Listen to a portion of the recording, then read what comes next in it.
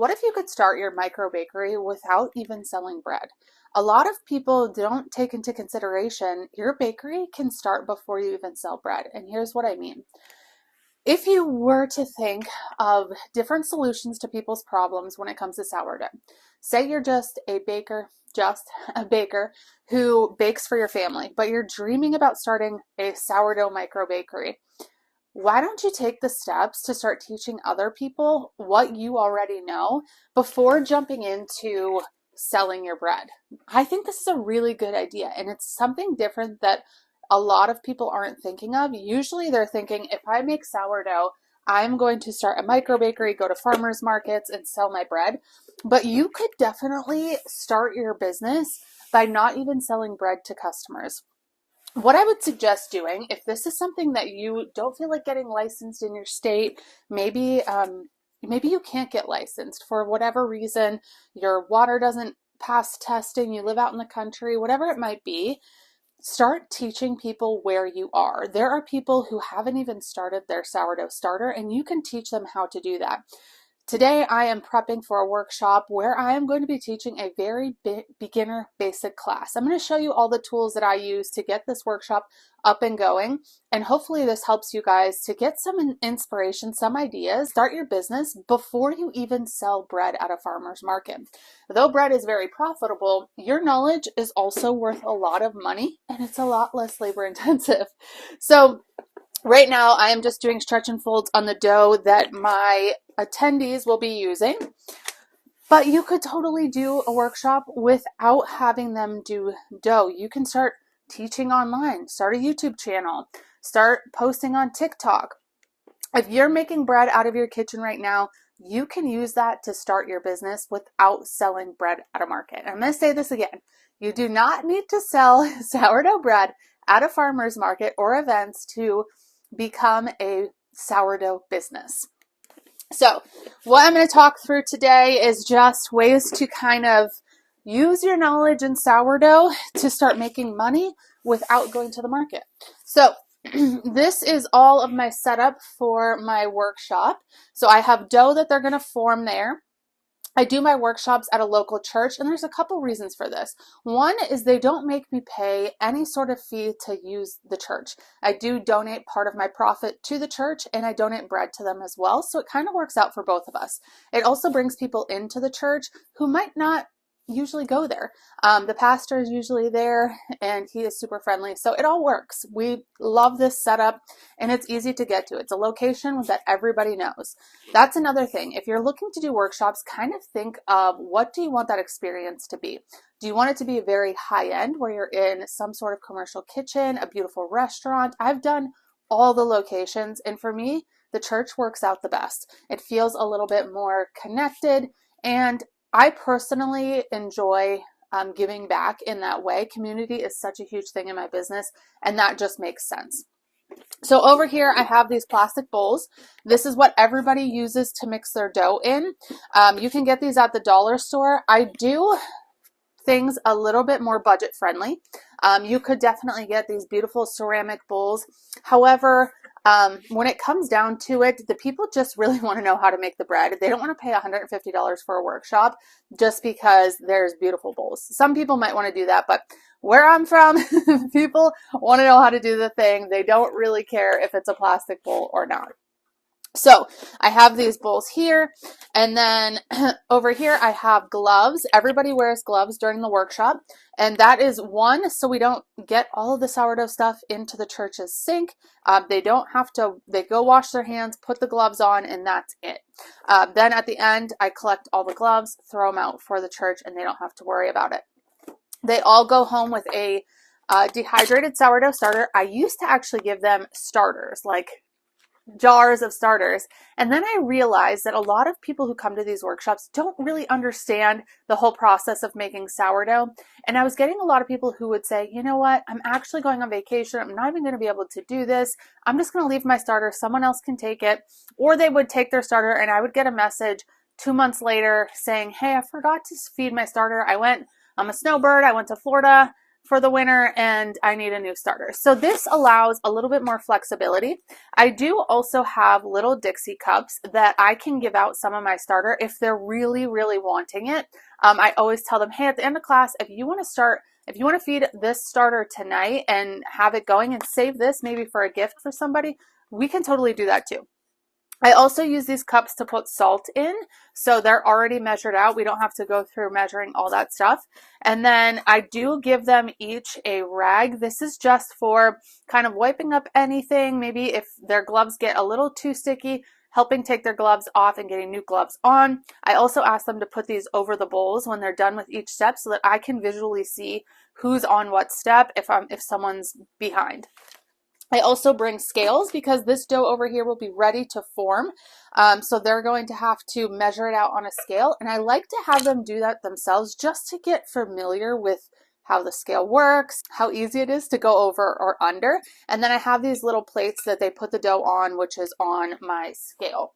So I just use my scale. It's a little messy still, but these are going to come. I have 2 scales and 2 of these plates, so it makes it easy for them. The other thing that I do take is a table cover. I don't want to leave the place a mess, so I do cover all the tables, and then everyone gets a plastic mat. This just goes under their bowl. I also put one of the sourdough starters, a pair of gloves, and salt, water, all the things that they need right on this placemat, so that if they do spill, it hopefully gets caught on this instead of going all over the church's classroom. That's pretty much it. Everyone also goes home with a freshly baked loaf of bread that I take with me. And the structure of the class is pretty simple. First, we start out talking about what sourdough is, the health benefits. We walk through the starter, how they're going to use this dehydrated sourdough starter, or if they want to get a cup of starter from me, how that is going to work. I also talk about starter care, starter storage, all the different things they can do. They can make their own dehydrated sourdough starter. I literally give them everything that I know in a manageable bite-size chunk for 2 hours. I prepare every step of the process so that they can see exactly what they're going to be doing when they get home. The one thing I do find that's difficult is letting them bake the bread. So we don't have access to a good oven at the church. So I don't really give them bread, or they don't really get to bake bread. However, I have these bags here. So once they form this dough, we flour up these bags, we wrap it up in there, and we let them take it home. I explain to them that they can put it into something like a Banneton basket covered with a cloth, put it in the refrigerator, and bake it the next morning. So they will end up with 2 loaves of bread, which is a great value for the workshop. I charge $60 per person to come to the workshop, and they get so much stuff. They end up leaving with dough, a loaf of bread, sourdough starter. They also go with a ton of recipes that all get sent to them via email. And they can have access to contact me whenever they want with any questions. I also guarantee that if they mess up, I will give them another free starter. So this just kind of gives them a little bit of encouragement that if you mess it up, don't worry, I'll give you another one, no big deal. So all of this stuff gets packed up and goes to the church with me. I'm so excited to be sharing with you guys what my workshops look like. This is a huge, huge, huge step for anybody who wants to start a small business, sourdough business. It does not even have to be sourdough. Think of whatever your craft is, whatever you're really good at, and create a class workshop around that. You do not need to have certificates. You don't need to have all this stuff. People make things way more complicated than they have to be. Gosh, we just sold our house, and I'm just going to share a little story with you guys. Respect to all the realtors out there. I'm not dogging on anyone who's a realtor. However, you can do a lot of the stuff on your own. We had a realtor come out. He's a great friend of ours, and he was explaining his process, and I was like, wait, I can take pictures. I can talk to the people. And I just got to thinking, all of these things that we think we have to do in life, we have to hire X, Y, and Z to do. I'm like, we can actually do a lot of this on our own.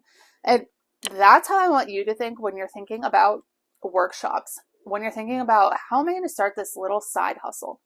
You don't necessarily need a product. Just your knowledge itself is your product, and people will pay for that. So I want to encourage you today that if you're thinking about starting some sort of small business and you have a craft, maybe it's knitting, maybe you're really good at yoga or sewing, start a class. Start teaching people how to do what you're doing, and I promise you that you will become very popular in your area. As a matter of fact, I just off the phone with a few people who are really interested in starting a microbakery, and they're coming up on some very challenging times. One of the girls that I spoke with, she's maxed out. She cannot bake anymore in her oven, and she doesn't have the space to put another oven in. And I encouraged her. I was like, instead of, focusing on more bread, think of other products you can take. Think of dehydrated sourdough starter.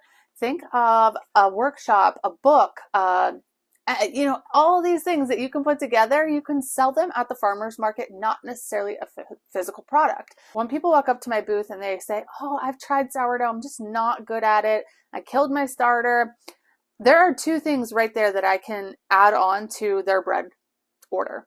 One is going to be a dehydrated sourdough starter, and two is going to be a workshop. So right away, I already have them with two additional things that they can buy besides the loaf of bread that they're already buying. So I want to just let you guys know that just because maybe you're not at a farmer's market yet, or maybe you can't bake 30 loaves in your oven, maybe you're limited on time, think outside the box and really push yourself to see where can you make a little change? Where can you impact your followers? Where can you impact your community? It doesn't necessarily have to be a hands-on workshop either. You can offer classes. I've talked to my husband about this a lot.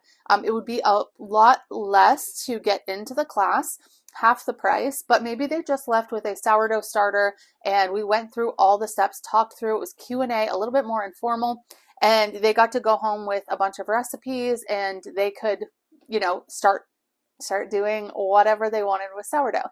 So there's a lot of avenues to take. And this video is just to chat through what I do for my workshop to encourage you that maybe this might be another option you can add to your microbakery, maybe even your small business, whatever it might be. If you guys have questions, please leave them in the comments. Make sure to like this video, share it with a friend, and I will catch you in the next one. Bye, guys.